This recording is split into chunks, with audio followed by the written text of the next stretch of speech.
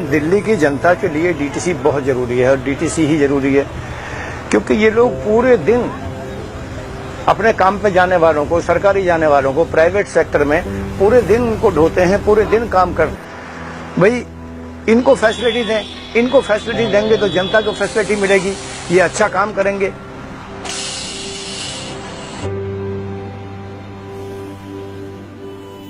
अपने लिए तो ये कुछ नहीं मांग रहे हैं, जनता के लिए मांग रहे हैं ये। तो बसें जो आएंगी वो जनता की सुविधा के लिए आएंगी, कोई प्राइवेट इनके लिए तो आएंगे नहीं। पर्सनल तो ये उसमें कुछ करेंगे नहीं। पर्सनल तो इनका काम है कि सवारी ढोना, स्टॉप टू स्टॉप चलना, इसके अलावा कोई चीज नहीं है। इस रूम का मैं 6,500 रुपये किराया देता हूँ, बिजली का बिल अलग देता हूँ। उसके बाद में ये हाल है कि तनख्वाह हमारी आ रही 10,000। सिर्फ इस 10,000 में हम क्या करेंगे? 6,500 इनको देंगे, फिर आना जाना, फिर भाग दौड़, सब कुछ करना है। कई बार ड्यूटी भी नहीं मिलती हम लोगों को, हम लोग खाली बैठाल के वहां से वापस भेज देते हैं, कुछ नहीं मिलता है।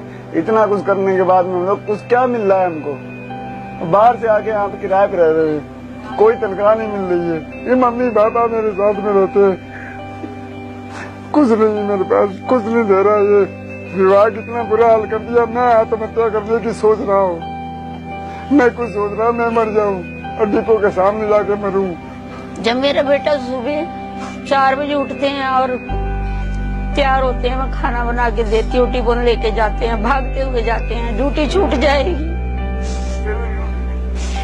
मैं पीछे, मेरे भी यही ध्यान रहता है कि कैसे सड़कें पार करते होंगे, क्या करते होंगे, कैसे जाते होंगे। मैं भी फोन कर करके पूछती रहती हूँ।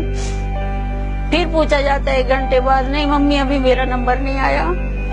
फिर मेरा नंबर नहीं आया। धीरे धीरे दोपहर हो जाती है, दोपहर से शाम हो जाती है, शाम को भी ये खाली हाथ वापस लौट आते हैं। सुबह 3 बजे उठने के बाद भी अपने घर की तैयारी करके, छोटे मोटे घर के काम करके भी, और सुबह पहुंचना पड़ता है इतनी जल्दी, क्योंकि शिफ्ट की ड्यूटी है ये।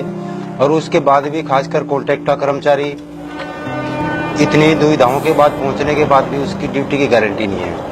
दिल्ली की पब्लिक को भी इसके बारे में सोचना होगा कि आपकी सेवा में जो कर्मचारी है उनके साथ कितनी मानसिक प्रताड़ना हो रही है। जो रेगुलर काम होने वाला है, आपका संविधान तो कहता है कि भाई वहाँ पे कॉन्ट्रैक्टर कर्मचारी होना ही नहीं चाहिए, जबकि उसको भी ना मानते हुए ठेकेदार के अधीन काम करवा रहे हैं। सुप्रीम कोर्ट कह रहा कि भाई समान काम का समान वेतन मिलना चाहिए, सुप्रीम कोर्ट की भी अवहेलना कर रहे हैं।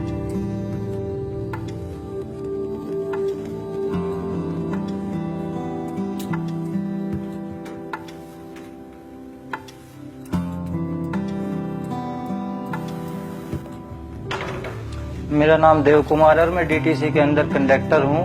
और मैं ये बताने चाह रहा हूं कि डीटीसी के अंदर आज की डेट में हमारा गुजारा नहीं हो रहा है। 6-7 हजार रुपए की सैलरी के अंदर ये मेरे दोनों बच्चे या मैं या मेरे परिवार का कोई भी आदमी पेट भर के रोटी नहीं खा पा रहा है। और मैं जहाँ इससे पहले नौकरी करता था वहाँ मेरे को 17-18 हजार रुपए भी आराम से मिलते थे। मैं डीटीसी के अंदर एक उज्जवल भविष्य लेकर भर्ती हुआ था कि काश हम भी पक्के होंगे, हमें भी सरकारी नौकरी मिलेगी।